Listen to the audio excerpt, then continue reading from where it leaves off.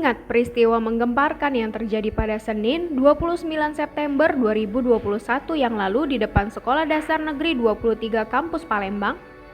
Kasus tersebut berhasil diungkap jajaran Subdit 3 Jatanras Ditreskrimum Polda Sumsel.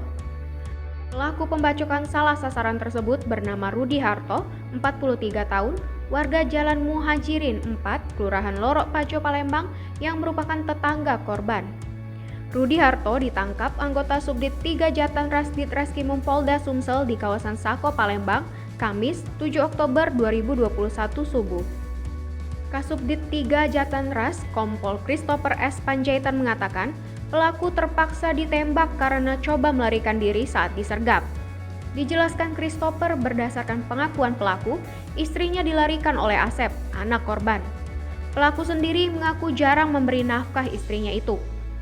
Sementara, pelaku mengaku tidak pernah memberi istrinya nafkah lantaran uangnya dihabiskan untuk mabuk minuman keras. Ditambahkan pelaku, istrinya itu sudah 3 bulan dilarikan oleh Asep, anak korban.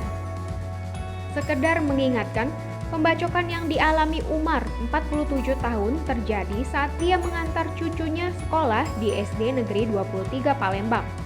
Saat hendak pulang, motor dicegat pelaku dan langsung melakukan pembacokan hingga Umar menderita sejumlah luka di bagian tubuh.